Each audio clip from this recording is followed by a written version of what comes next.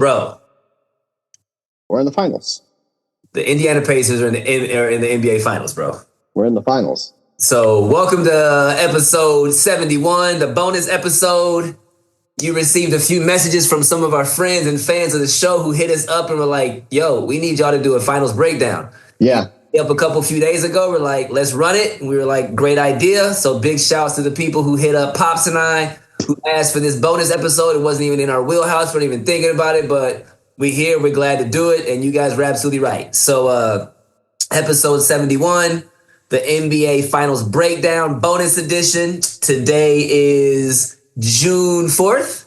Yep. And the Mother Cuffin NBA Finals tip off tomorrow with the Oklahoma City Thunder versus our Indiana Pacers. Yes, sir. Before we start kicking off, what we're going to talk about, Show Me Some Mary, which is really nothing but the NBA Finals. But before we talk about that, you know what we do, bro. Mic checks. How the hell are you doing? What's going on with you? How's your spirits? How's your heart? What's popping? I'm pretty good. I had a really tough week last week. I'll be very transparent, as I always am with my mental health, right? So I had a very, very tough week last week. I knew that. Yeah. I could feel it. Yeah. So that was rough, but you know, we're here. Luckily, what I do now that I didn't used to do is I'm vocal when I do have those things. So I let people know. And just said, hey, just so you know, here's the why, here's the what, here's exactly what I'm actually thinking, as dark as it may be, as light as it may be.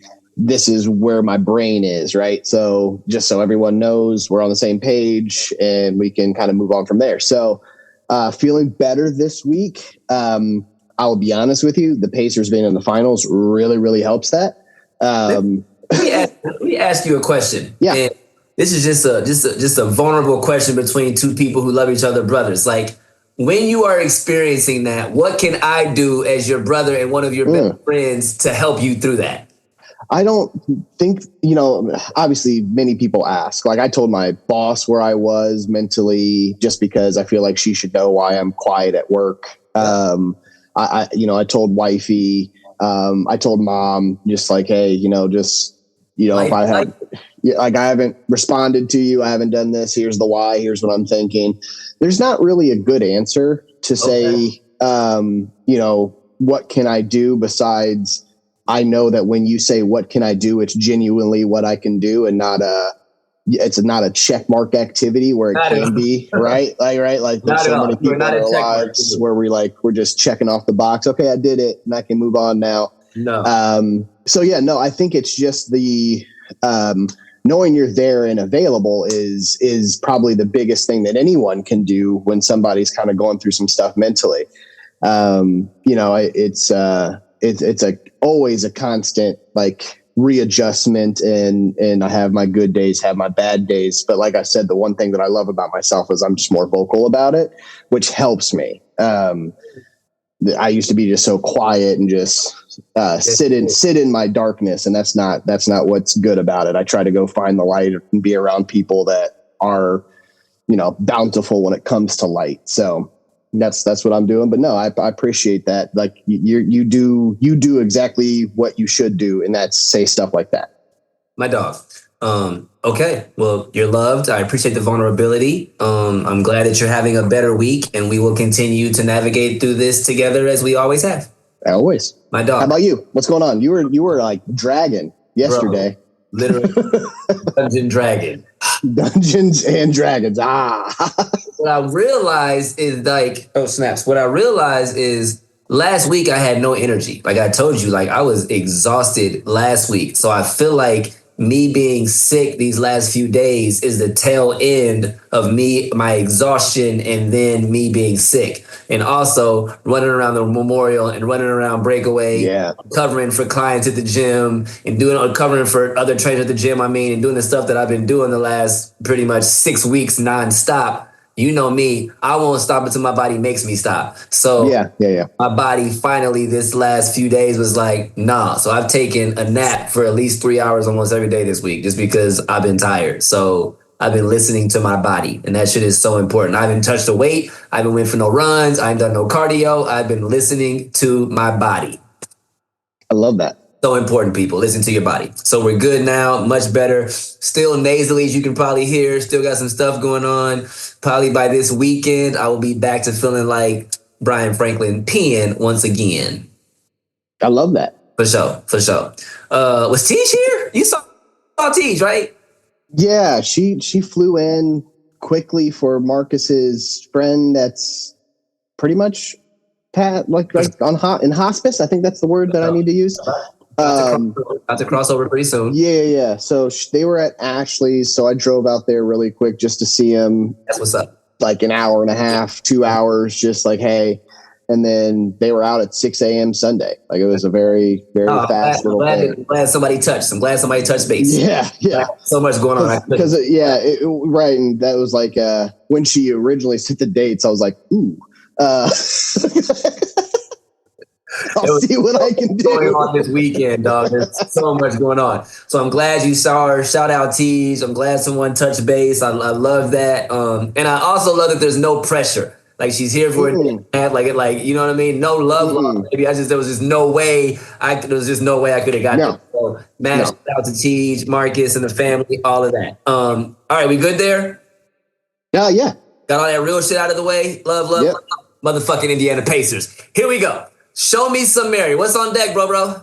Yeah, we're just going to do a breakdown. So we've got the, obviously, Pacers, Oklahoma City in the final, 2 small market teams. It's something to be celebrated in that alone. That's just amazing. I honestly did not think the NBA was going to let that happen, and they did. So, so we're here. We're going to do a breakdown. We're going to talk about the path that OKC took, the path that the Pacers took. We're going to go matchup by matchup when it comes to point guard to center to bench. Then we have some couple other little questions here. We'll talk a little bit about Tibbs firing just to kind of get a reaction. Crazy. And go from there. But this is going to be a nice, short, sweet. We got you about a half an hour, 45 minutes at the most, y'all. That's what we got for y'all. We always say that. But that's what it's going to be. That's what's going to be. Shout outs, Pacers fans. Yo, you guys deserve this. We are so happy for you. We're so happy for ourselves, but we are so happy for our Pacers friends and fans out there. 25 freaking years in the making. I was 20 by the time this happened. You were 12. So, we're adults together. This is mad dope. I wish tickets weren't $1,000. It's a lot. That's a lot. That's a lot for 3 hours of an experience. If I'm doing something for 3 hours, it better come with a couple of women and some good drugs for that much money. I'm just saying.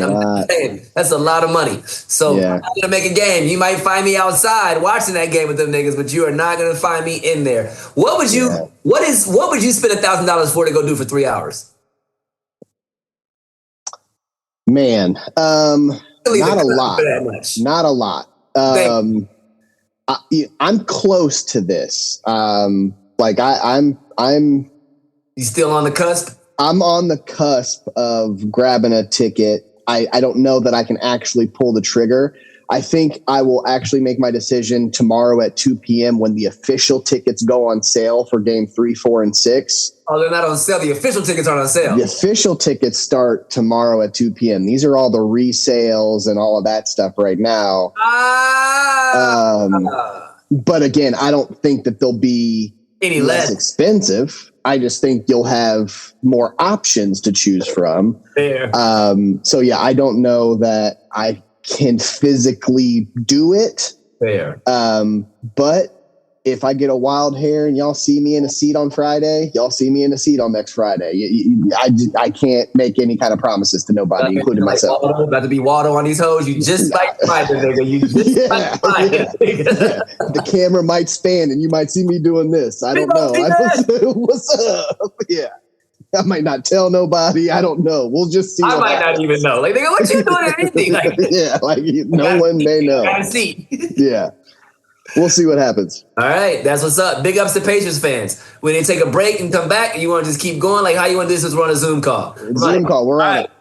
Moving on to the next segment. We're back. Pinnacle Professional Coaching. That is one of our sponsors. Big ups to them. Mad love to you. Moving on to our next segment, NBA Finals Breakdown. We're going to talk about the finals, OKC path, Pacers path, how they got there. We're going to talk about each position, player for player, and just go through some shit. You want to kick it off with the OKC path? You brought this in, so let's go.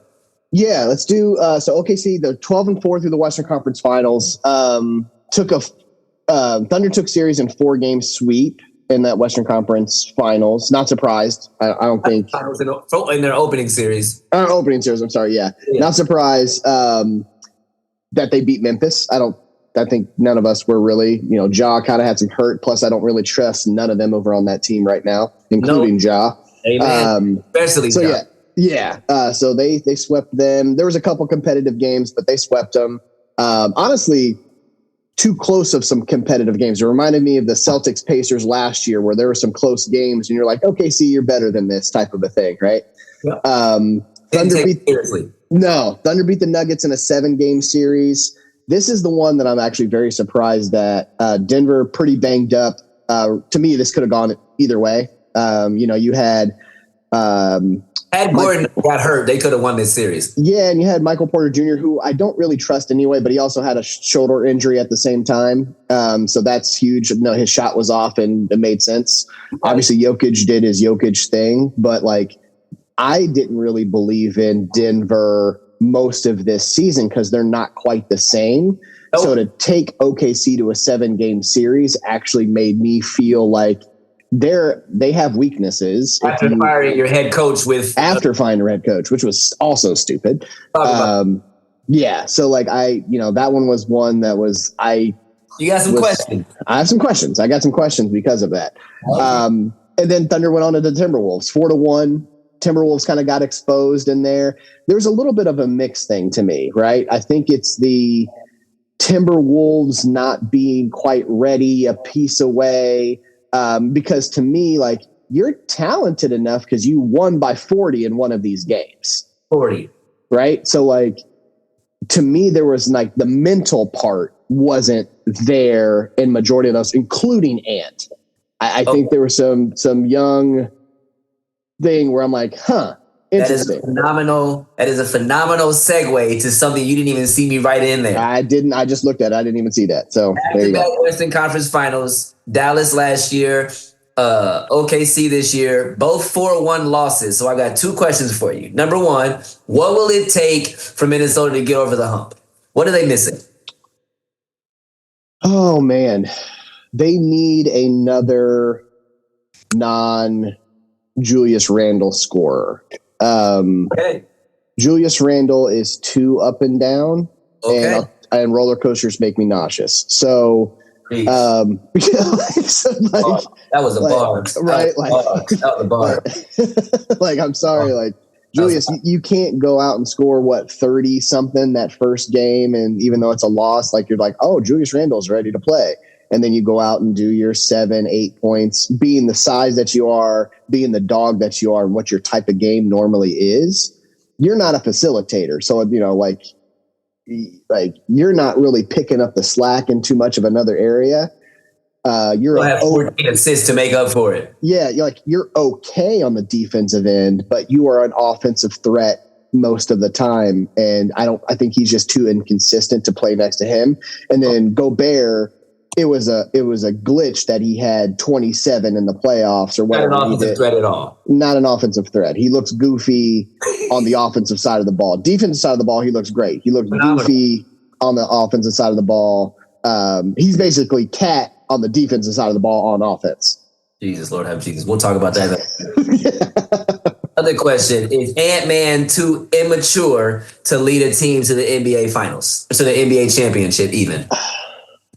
Not mature, but is he not? Michael Jordan at 23, 24 was way different mentally on the court.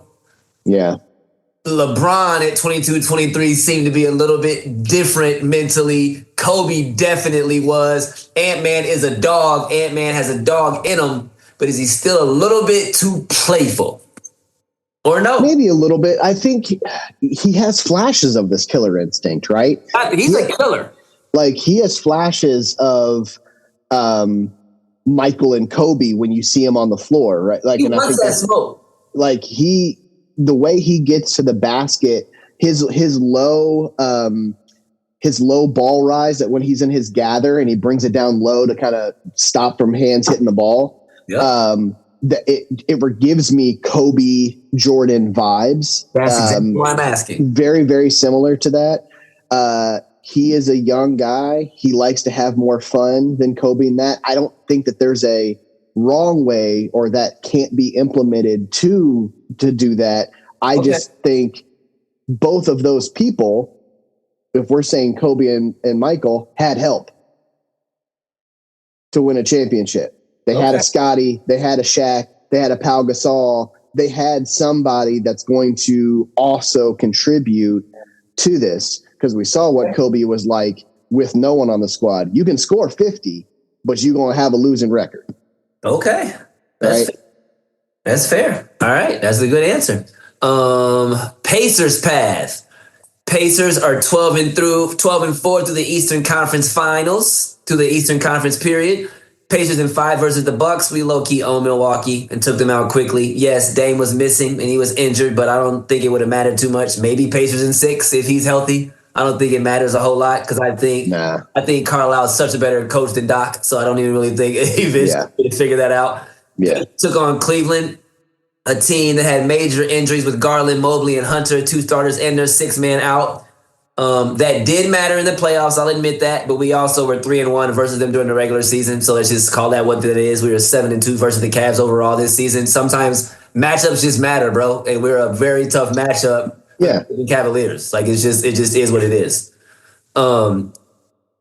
They didn't really feel playoff ready to me, in my opinion, as well. Like, are you mean the Cavs? Definitely mean the Cavs. Yeah, I completely agree.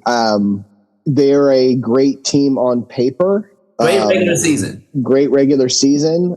I completely agree. I don't think every part of that team is crisp enough to play 4 rounds and 3 rounds in the playoffs quite yet. I think that's going to be, and I honestly think that now we're going to see some changes with the Cavs. I think that we're going to see a Jarrett Allen be moved. I agree. To get some more crisp there. I think you might see Evan Mobley move back to the 5, which I think he would be a little bit more comfortable there. Go get some really nice wing players and all of that. Yeah. Shit. 3 and 3 guys, like for sure. I think Cavs, I think what the Pacers have shown as a 6 seed last year and then a 4 seed this year, right? I think that them and OKC have showed that the new formula for success is bench depth.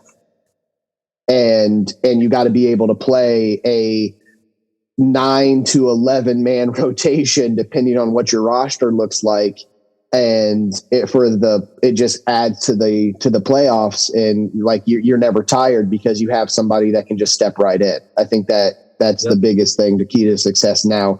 Playing the fast pace, you plug it in and go, and until more teams start to establish that roster, the 3 superstars with nobody else is not working the same way.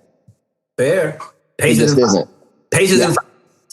And then in the Eastern Conference Finals, the rivalry was returned, my dog. Pacers versus Knicks. We stole that game 1, which I don't think that the Knicks fan base and the Knicks organization will ever live that down. I think that will haunt their organization and probably change the infrastructure of this team. Obviously, Tibbs got fired, and that's probably a reason why you can't lose to them twice in a row. Yeah. I think this may have single-handedly changed the infrastructure of what's about to happen in New York, and Game 1 is a humongous part of that. Yeah. It's crazy. The young teams in the East are going to have basically taken over the East, because not everyone's scared of the Pacers right now, and I love that. Right now, everyone's scared of them, and I think the next one up is Detroit coming in the East, and they are going to get better and better, and they're going to be dangerous in the playoffs because they are building a similar type of team as the Pacers, but play with even more Detroit attitude. So like they're coming. I keep saying Orlando is coming. The top 6 is going to be. It's going to look different. With the Celtics being blown up now, we're going to see Jaylen Brown probably be moved this year. You think so? Yeah, I think that you need to get some picks back first and foremost. You have your chosen star in Tatum out for the full year. You're going to probably try to get some future picks back because we don't know what Tatum will look like in basically 2 seasons, because that was at the end of the season he got hurt. I would keep Jalen if it was my program, but it's not my franchise. So yeah, man, it's 4-2. Knicks out of here. We'll probably see a completely different Knicks team pretty soon. Yeah, I don't know that they're going to run that back. They got OG, they got Josh Hart. Yeah, there's a lot of rumors with that, right? I think the biggest thing is if somebody gets moved, I think we're already going to see Cat be out. Is the one. And mainly because the what behind the scenes is that you're hearing people were very upset on the lack of defense. Now, I also don't know why people were surprised of that, because that's kind of been the thing since he's gotten out of college. He was a lot better at defense in college than he was now, because his offensive game got so good he stopped focusing on the defensive side of the ball. Is he Kentucky? Yeah. Right? Yeah. Did he play for Cal? He played for Calipari? Yeah, he played for Calipari. So the latest one that I saw, which it'd be hard to imagine, but just because we've heard him say that he'd want to go to the Knicks at some point, would be Durant for Cat. And then he would go play with, what's his name, who he played with at Kentucky. So why can't I think of names? Why are names hard for me? Not Devin Booker. Devin Booker. Is it Devin Booker? Right, Book, right? Yeah, they played together at Kentucky. Well, he played with Book at Kentucky? Yeah. Cat played with Book at Kentucky. So that was the one thing that I kind of saw where I was like, I wouldn't be surprised. And I think we're going to see. Find Devin Booker, bro? What's that? You couldn't think of Devin Booker? I don't know. I don't do names. Light-skinned people. You should know, bro. Yeah, my bad. But yeah, I think that we're going to see Giannis be moved. I'm seeing that possibly be Toronto, San Antonio. He's moving. You're going to see the 3 teams that you're going to see a new star on will be San Antonio, Toronto, and or the Knicks. And I say that just because, and I know Toronto is like the why Toronto, because what's the old boy's name that had run the GM at Toronto that keeps making great stuff? What's his name? African dude, but not yeah. Asai Jari or Jari something. Yeah. That's right, though. It's definitely Asai. Yeah. He is known to make big splash stuff, and he does it well. He's going to go, and they have the assets right now to do it. I think you're going to see somebody go, let's just go up to Toronto and see what happens. And I think a couple stars could go up that way. Who the hell's on Toronto's roster? RJ Barrett's there. What's that? Canada's own. Yep. On the roster. You've got like 3 young guys on there that could get you enough to get some stuff. So, right. Enough to get some stuff. Sometimes enough to get some stuff. Enough to get some stuff. You know what I'm talking about? Amen to that. Matchups. Let's talk about it. Those matchups. What'd you say? I said, let's talk about it. We're going to go position by position, starting with point guards.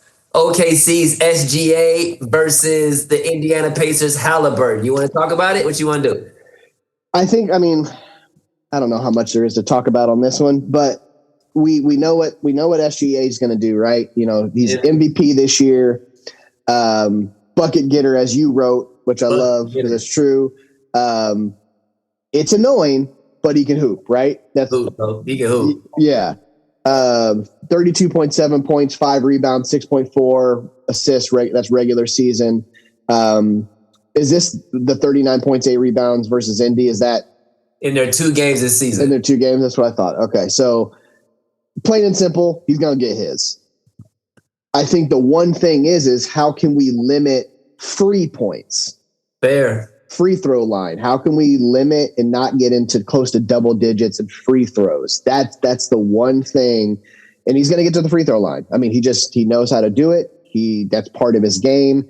But if we can play, if the refs allow us to play like they let us play Brunson in those last few games where he's also that, I think the Pacers figured out a really great way to be aggressive while not giving up too many fouls.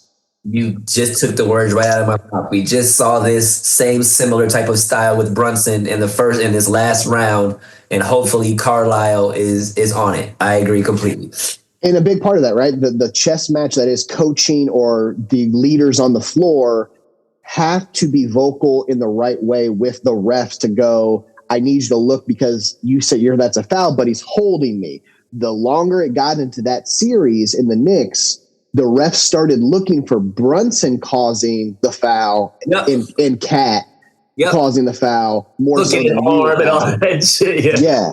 So like that's kind of part of the game. The Carlisle has to be in there. It's like, hey, you got to be looking at this.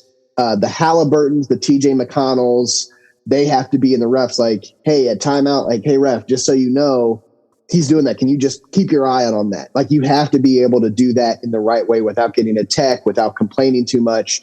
You have to do that because it's going to be the first few games, especially in OKC. It's going to be probably pretty egregious until the refs figure out how to control the series.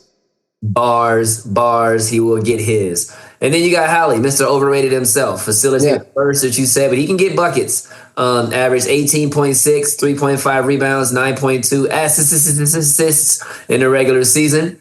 11 points, 5.5 assists during OKC. Must be aggressive, and I will imagine they will do what the Knicks did and put pressure on the high pick and roll. You put that in there. I did. You're absolutely right. Yeah, they're going to do it because they also might guard him 94 feet and try to prevent the fast break when they score buckets. Yeah. We have a carbon copy with bigger athletes in OKC, right? They're very similarly built with larger athletes and a little bit better when it comes to that. We play almost the exact same style as OKC does. They just have a little bit larger guys and some little bit better talent doing it, right? So, Dort is going to be, even though you're going to see I have the shooting guard to point guard, but when it comes to who's actually going to guard who, and we'll talk about that, I wouldn't be surprised when you say pick him up. I think that's going to be a Dort and a Caruso will be the two main guys on Haliburton because No, SGA ain't doing that. You're going to see SGA on Nembhard on that side of the ball. That just is what it is. I agree. And they're also not going to put Haliburton on the other side against SGA because they don't want Haliburton to get the foul trouble. Fair. You're going to put Neesmith. You're going to put Nembhard on that. So I think the Dort is going to be on Haliburton. Those two will be on each other that way. So, I agree. I think you're going to see this is going to be 94 feet. This is going to be a lot of conditioning for both of these teams. I'll tell you that much. We're playing full court. They're playing full court. We're playing transition offense and transit. This is going to be basketball. This is going to be some of the best basketball cats have seen in a long time. Hands down. This is going to be back and forth, up and down the court. Everybody going to be tired after this series. Tired. Couldn't agree more. Dort versus Nimby. Yep. Dort's fifth season out of Arizona State. Great defender, 6'4", 220, 10 points per game, 4 rebounds, 1.6 assists during the regular season. But, versus Indy, he averaged 17.5 points and shot 60% from the three-point line. You said Dort may be switched to Haliburton as he's the best defender on the team. Great lockdown defender, bro. Yeah, he was first all-team defense or second all-team defense. Yeah, first all-team defense. He's incredible. He's probably deservingly so. Yeah, he's probably the best on-ball defender that we have in the league. If not, he's in that top 5. Yeah, he's pretty incredible. And I kind of forgot about that until I really started watching him again as in the playoffs. And it's going to be tough. It's going to be a really, really tough out. We got to be just as aggressive as they are because if Haliburton's not doing it and getting to the free throw line and plays into that, then this is going to be a quick series. It just is. So we got to figure that out pretty fast on that. Dort's incredible. Now Nembhard on the other side. I mean, obviously we got third season out of Gonzaga. Awesome defender. He had about 2.5 games in the last series where we were like, is he okay? Because offensively and defensively, they had his number. I think we saw in this last game the wake up of Nembhard. Lockdown. Where he hit a couple of his shots still a little bit off just by how it was hitting the rim. You can tell it's not quite exactly where he is. He's normally a swish. He's not normally hitting rim. So that just tells you it's just a little off. But he was scoring again. He hit a pivotal three. He hit a couple of his little free throw line, mid-range jumpers that he does when he kind of gives a little body and does that fadeaway. But he did lockdown on Brunson the whole game. And got him so frustrated that Brunson started headbutting. He started just getting really angry. I mean, he got out of his body. He got out of his body. So we need that guy. We're going to need some points from him, right? We're going to need some points from him, but I definitely need you on the defensive side of the ball as much as possible. We cannot be complacent with that. I agree. Great word. 10 points per game, but he upped it to 19 and a half and 7 rebounds versus OKC in their 2 games. And that just tells you how much they were guarding Haliburton. So this is exactly what needs to happen. Haliburton's going to probably be locked down quite a bit until the other people start scoring and they have to readjust. This is where the other guys have to really step up. So, Nembhard, you're going to probably control the ball more than you did because Haliburton's going to have to pass it up. We're going to have to figure out how to have Haliburton play more off ball on the offense than on ball, right? We're vibing. And Nembhard can do that. Yeah. Small forward, Jalen Williams versus Neesmith. Williams' 3rd season, super hooper on his way to being a superstar. 21.6. 5 rebounds, 5 assists, regular season. He's a 25-5 whenever he wants to. 19 and 5.5 during versus Indy. And you are absolutely right. He is a Scottie Pippen to SGA's Michael Jordan. He can explode for 35 or 40 if you need him to. Yeah, it's so funny when you watch replays of him or you watch him play. When you look at the size comparisons, obviously Neesmith is bigger, but Jalen Williams looked bigger. Thank you. Right? I don't know if it's the arm length. I don't know if it's the torso, right? Whatever it is, but when you look at we got an inch, small bigger, right? We got an inch and 4 pounds, but Neesmith looks small next to Jalen Williams. Thank you.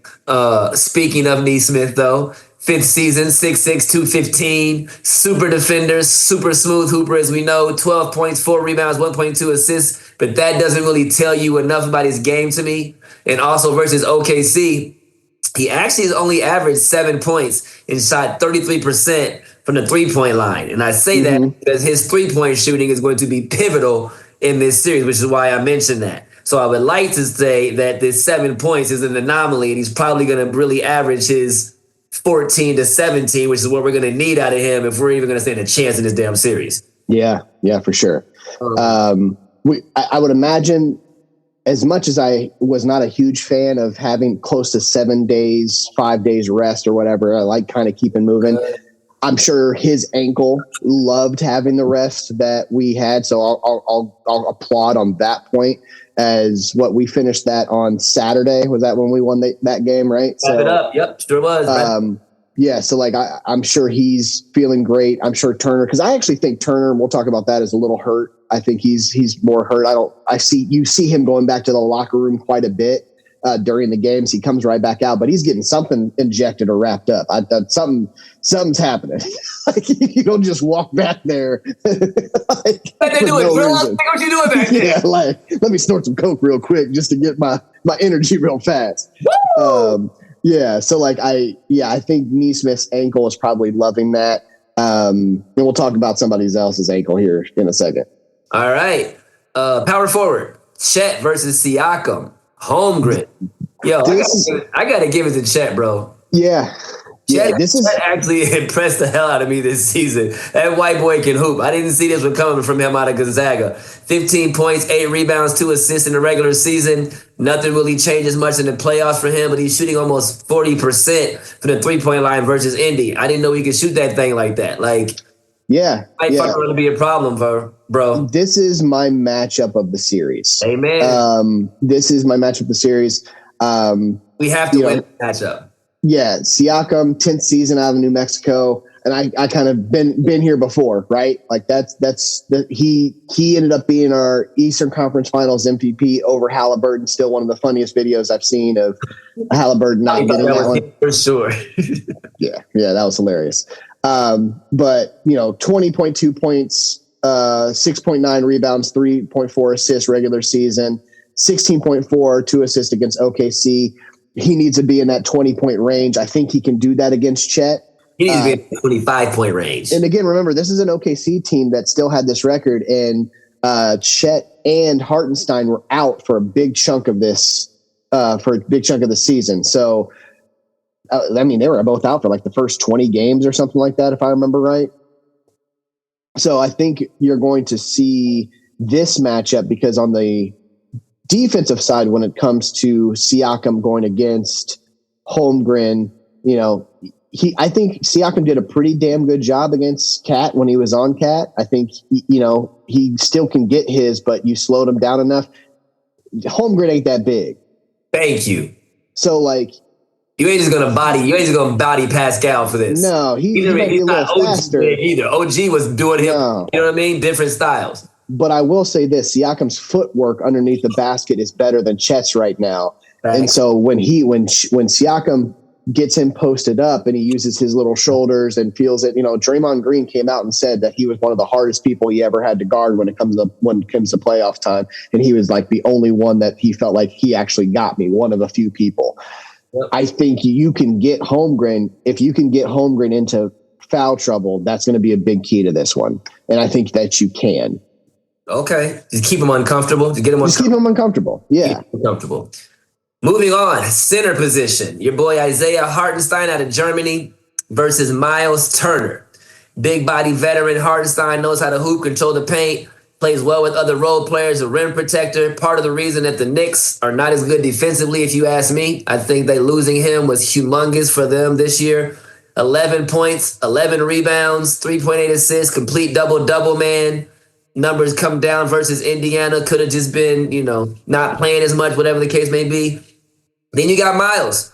10th season out of Texas, all with the Pacers, stretch 5, mad underrated. The brother's finally getting his just due as a big timer in the NBA, big defender, can shoot that 3, great mid-range game. We got to keep him out of foul trouble in this series. Averaging 15.5, 6.5 rebounds during the regular season. And again, his numbers came down exponentially to 11.5 points and 1.5 assists versus OKC. And this stat, 14.3% from the three-point line versus OKC. Has to be. Yeah. Well, yeah, it was a confidence thing, right? I think we saw you're in your own head type of stuff with Turner in some of the season. I'll say the same thing with Nembhard. I think those are the two guys that they're playing in quicksand. One thing goes wrong, then the next thing goes wrong. You don't know how to struggle. The more you struggle, the more you fall into the quicksand. That's exactly what was happening with both of them. Exactly. You can't play basketball. And we saw that. I'll never forget the pivotal moment in Game 6 on Saturday when Turner finally hit a 3, or he had an and one, and he went to the bottom of the basket. And he was like, he had an and one. He had that and one, and you're like, all right, okay, we're gonna be all right. We're gonna be all right. I think you're fine. You got through that one. Hartenstein's a big body. We know what big bodies do to Turner. I think the one thing I know, and yeah. I think he's just got to be able to wear Hartenstein out. Hartenstein's got quick feet, so it's not like he can just completely blow around him. Hartenstein's a really, really good center, and I think the Knicks were dumb to actually get rid of Hartenstein, to be very transparent. But Hartenstein's a really, really good hooper. Thank you for being New York. Yeah, I think that was really stupid of them. But Dolan's Dolan and their whole thingy. So this will be pivotal. We need Miles confidently taking shots. You got to win this, Miles. The one thing you see when he is not confident and Nembhard is when they get the ball and they're like, I should shoot, but I shouldn't shoot, so I'll shoot. And you'll see them tap their foot, their front foot, and then they'll shoot way too late. It's not in the flow of the pass. Just shoot. That's the reason that they missed, when they're not confident in the shot. So we'll see that happen. I think Turner will be fine after that. Because now you're in your 10th season.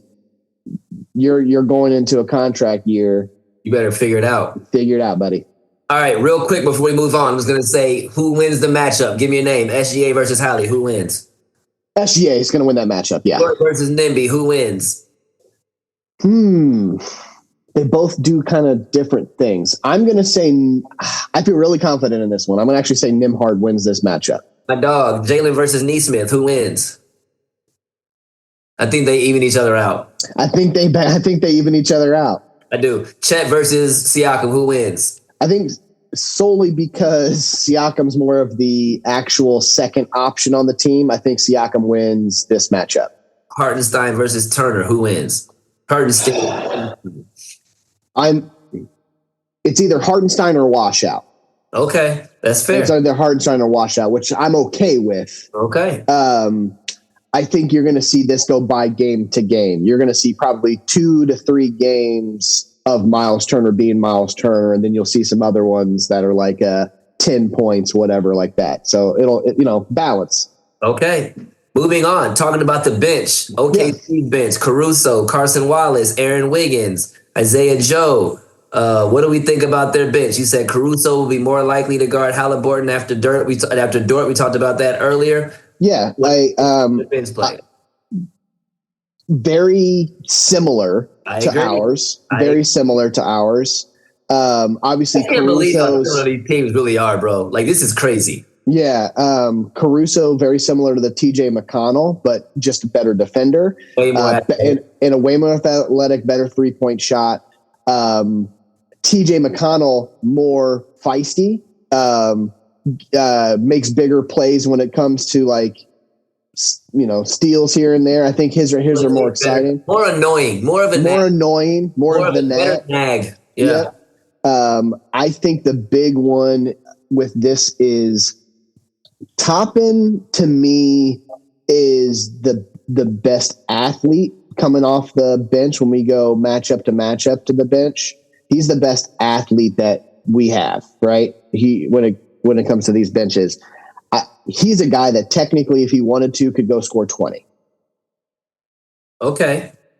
I think he doesn't drive to the basket enough. I think that. The other one that I'll say is they do not have a Mathurin on their bench. Okay. Now we go. That's who I was waiting to talk about. I feel like Ben Mathurin is such a pivotal piece to this NBA Finals, and I hope that him and Carlisle have had a real sit-down talk like, bro, you are the fucking attitude. You are one of the best athletes on the team. You are one of the best players on this team when you are hooping like Ben Math. You can go out and get 25-5 whenever the fuck you feel like it, but you are also about that smoke. You're a hockey player. You don't give a fuck about scrapping. You don't give a fuck about getting dirty. Like, he will be so important to the leadership off the bench for this team in this NBA Finals, and I hope he knows that. Yeah, we got through the Knicks series with really one game that it was like, okay, there's Ben Math. We need him averaging 16 to 20 off of the bench in this series to win this series. No doubt.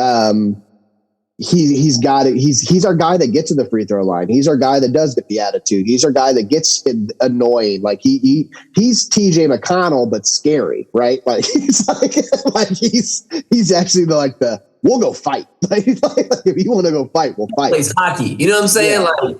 Yeah. So I think he is probably the most pivotal piece in this series when it comes to success.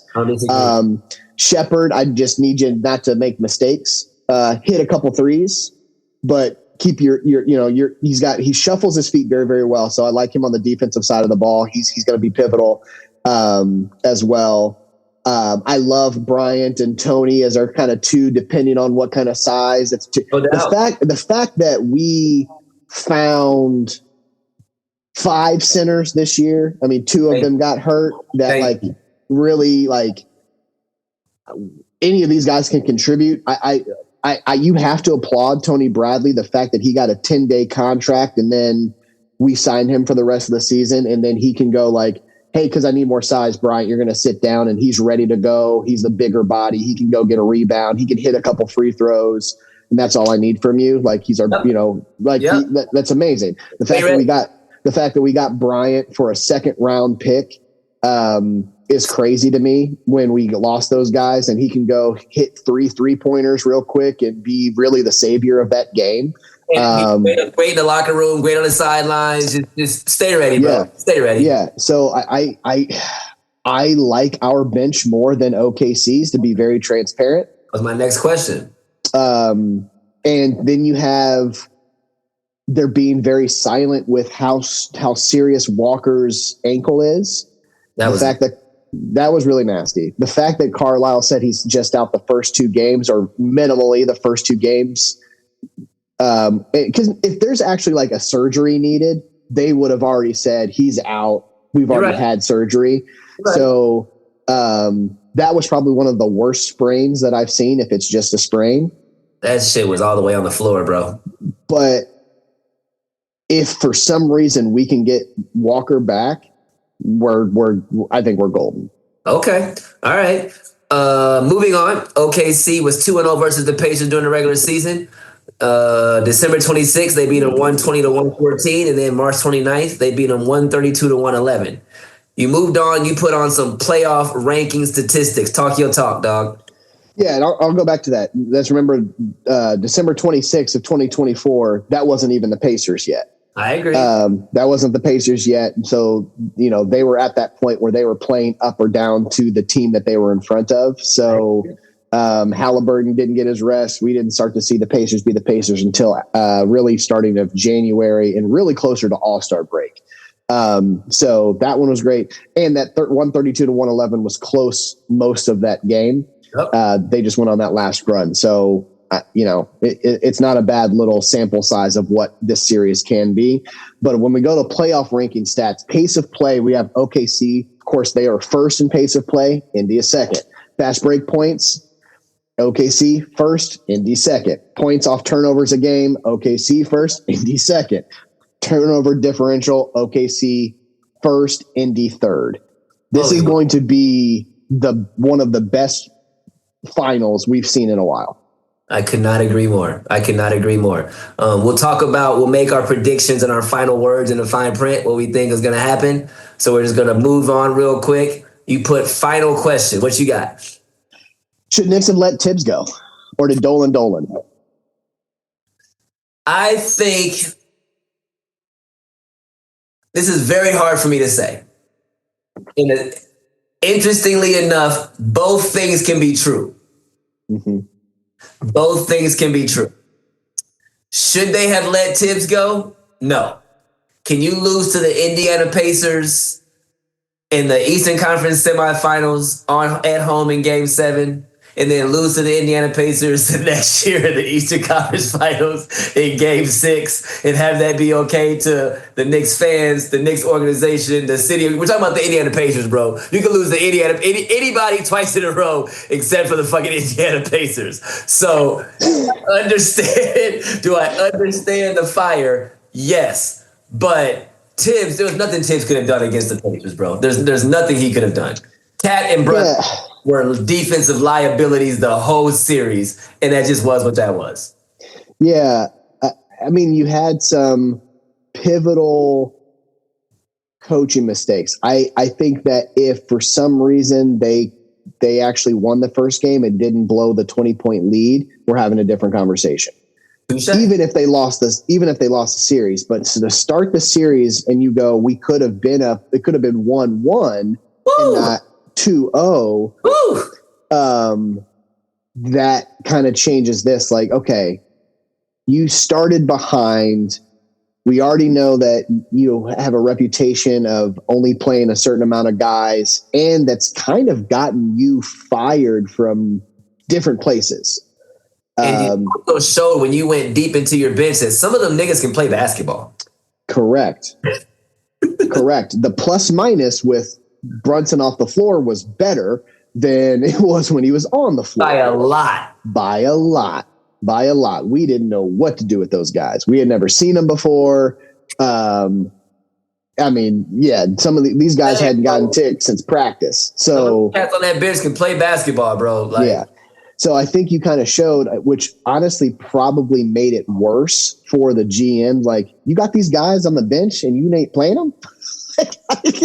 Playoffs. Now, if they would have gone in and been bad, you're like, this is why I only play 7 guys. That makes sense. But they played really, really well. And they were actually better than some of the starters when it came to plus minus. So, yeah, I think you're right. I think both of these things can be right. Depends on how deep you want to go and what the topic is. And what you guys are going to do next. Right. That's the question I have for you. Okay, you fire Tibbs, but don't go hire Doc Rivers. Right. Is the next guy going to keep the same roster, and you think that a different person's going to actually do better with this roster? That's exactly. Don't go probably Mike not. D'Antoni. You know what I'm saying? Like, probably not. If you make a change and then also get somebody else, okay, we'll see how that goes. But Tibbs is a guy that made the playoffs 4 out of the 5 years. You made the semifinals and then the Eastern Conference Finals for the first time in 25 years, just like the Pacers, because we beat y'all 25 years ago to make it to the finals, just like 25 years ago. That hurt. So, yeah, like, hey, same for us, but we also beat y'all to make it to the finals. So it's just yeah. Ooh, my bad. So I think that is, I don't know who, but please don't. What I will say for the Knicks, and this is not as a Knicks fan, but this is just as a basketball fan, please don't get one of them tired, same old recycled coaches. The only one that I will let you go do, because this man shouldn't have been fired this year either. Not even that.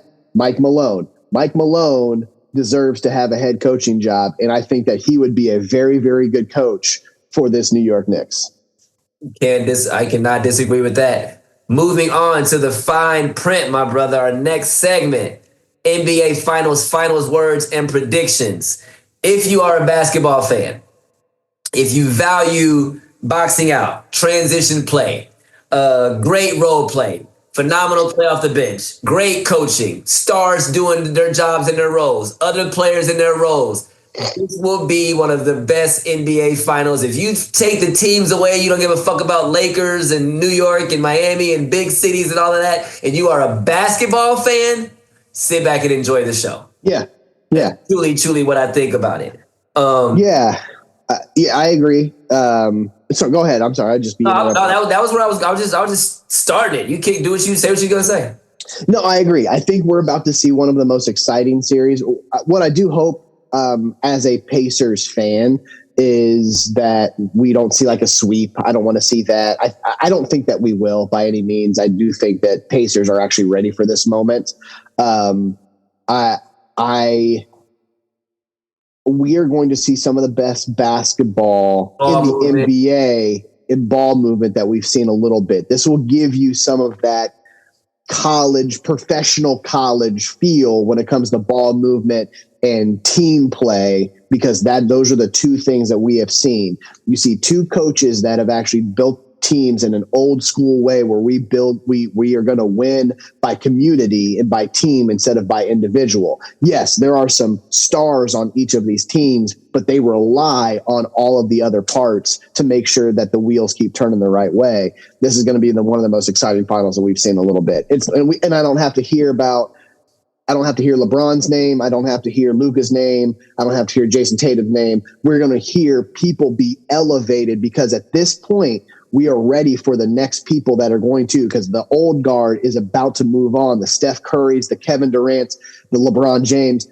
We're a few years away from not having any of those guys. So we need to start being excited for these other teams that are going to be, and stop worrying about these what ratings are going to be and all that kind of stuff. Stop it. Just go watch some good basketball. Not even watch the NBA Finals. You can say that you're not going to watch the NBA Finals. It's the NBA Finals. Y'all are watching the NBA Finals. Cut it out. Predictions, Pops. What you got? This is tough. So I don't know if you're familiar with the corgi, right? The corgi that does the predictions. The owner throws the basketball in the air and he does it. Corgi is undefeated. So Corgi has the Pacers in 6. I saw that. Pacers in 6. The Corgi has. I don't know that it will go the exact same way. They have the Pacers winning the very first game. I actually also believe that is pivotal that we steal the first game of the series. We'll see if that happens, but I would love to steal the first game. That's the one that you're trying to feel it out. That'd be the one that you steal away in home court in the finals is before they get too comfortable in the series and you figure out how to play somebody. You got to steal one of the first two games before you get too comfortable. It's pivotal that we do that. I have a question. You see his apprehension to say his prediction. You see that, right? Y'all feel that, right? Y'all feel the apprehension? And I want everyone to understand that I'm saying this as a basketball fan and not as a Pacers fan. Stalling. Go ahead. I have Pacers in 6. Wow. He said that with his whole ass chest. That is me as analyzing what I've seen so far. And honestly thinking of what we just talked about and what our bench can do more than their bench. The benches are going to be the key to this series. And I think Matherin and Toppin are going to both have really good series to take us over. I have the Pacers in 6 in this one. That's great, bro. That's a great pick. I think the fact that the general management brought this team back because they believe that they can make a run like this is huge. I think their camaraderie, I think their relationships and their fact that they are so battle tested. I don't really know how battle tested OKC is. OKC hasn't played in in-season tournaments before and made it to the finals. OKC hasn't played, you know what I mean? They're kind of in new charted territory to some extent. Like this is kind of new to them. They were one game away from being the Cleveland Cavaliers. They were one game away from being the Cleveland Cavaliers. And you mean losing? With losing to Denver. They almost did the exact same thing. Luckily, they had some injuries happen. That's why I have yet to see the Pacers not feel like they were in control of their series in the playoffs thus far. I feel like OKC is Ivan Drago and the Pacers are Rocky and Rocky 4. Love it. Pacers in 6. Pacers in 6. I do. I honestly do believe that. Yeah. I don't. That is me really thinking about it. And I did. As I got worried for this series, I was like OKC in 7, OKC in 6. As I really started breaking this down and started going this to this and really the bench and who can shine and give you the extra and how confident the Pacers have been throughout the playoffs, I got Pacers in 6. Especially on the road. They don't give a fuck about going on the road. Nope. They're not scared of Madison Square Garden. You definitely ain't scared of OKC. I think where we know OKC will probably be close to being back to the same, right, next year. And especially in the regular season, they're going to probably have the number 1 seed again. We don't know what's going to happen in the East. We have no idea what it's going to look like. This is our time. This is our chance to do it. We don't know. You got to take advantage. Chances of going to 3 Eastern Conference Finals in a row is very low. Very, very low. Just saying. Especially because we've done them as a 6 and a 4 seed. Fair. Like we haven't even done it as a 1 to 3. Like we have been a 6 and a 4 seed where people think that we accidentally got there. No, y'all just didn't watch enough basketball to know what the team was. And if we don't, we're winning 60 plus games this year. Yeah, if we have Wiseman and Isaiah Jackson, I have Pacers in 4. I have Pacers in 5. That's fair. That's a very fair statement. Yeah, I do, but I do think that they are ready for the moment because they know that this might be their chance for a while. Is this something you need to watch at home, or do you need to be out for this? That's interesting. My lovely wife asked me that question before we started recording, and I said I haven't decided yet. Okay. I'm a phone call away. I'm fucking ready. Yeah. I mean, it's at 8:30, so there's plenty of time to figure that out. For sure. I have not decided on what I need to we be. should be together watching this game. Even if it's at a house or something, I feel like I need to be with my brother, at least for game 1. I am 60 60% sure, and that's going to grow tomorrow when I wake up, right? 60% sure that I will be at Yogi's tomorrow. Okay. So that's really 85%. That is 85% sure. I will be at Yogi's in Grandview tomorrow, with the high possibility that I don't show up to work on Friday. I love everything about that. Great run, bro. Go Pacers. Yeah. Let's go Pacers. Let's have fun with it. Let's enjoy this, because we love the experience. If anyone hasn't done it, I don't know if supplies are still there. You can order the NBA Finals actual legitimate patch that they have on the jerseys for $20. I'm going to get one. I saw that. So I'm going to have wifey stitch that on something. I haven't decided what yet. My dick. On my dick. I'm going to stitch it right on my dick. Yeah. All right, bro. Great run. That was fire. Yeah. Boom. Is there anything I need to do to help drop this, or is it going to just drop? Yeah, no, I think I will get the audio over to Buzzsprout tonight. I think, if I remember right, it's been since Holtman since we've done this, I think. So it takes a while for like the audio to download off of Zoom. So okay. I'll do that. If that means I go in late tomorrow morning, that's fine. But I'll watch for it and then go up and at least get it on Buzzsprout. Okay. And then I think that I'll have the video right away. So all I'm going to do is literally put this video over on YouTube. I'm not editing because it's Zoom. I'm not going to edit. This is just raw breakdown. What we do. All right, dope. Let me know when that's up. I'll go in there and do what I do. Make sure it's ready to go tomorrow. Boom. Go Pacers. Go Pacers. All right, peace.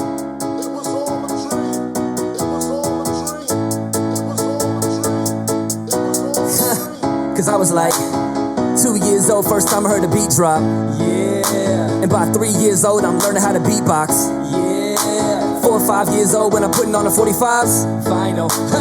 Needle to the groove, I'm scratching up the sweet spots. Homie from the East Block, in that town where the fiends flock. Skip school all day, mama couldn't keep watch. Fresh fade with the Reeboks. Man, nah, nigga couldn't tell me nothing. I'm so sick in my own lane, preteen pimping, all the light skin, red bone loving. Boombox on with the headphones bumping, dreaming to find my niche. Cause I ain't really know back then when I picked up my first notebook and a black pen, that little nigga with a rhyme like this. I wasn't thinking to the days of a dope band, new EPs on a compact disc. Nah, shit, truth be told, I ain't know I could sound like this. For me back then, it was all a dream. It was all a dream. It was all a dream. It was all a dream. It was all a dream. It was all a dream. And this shit right here be the proof dreams do come true. And this shit right here be the proof.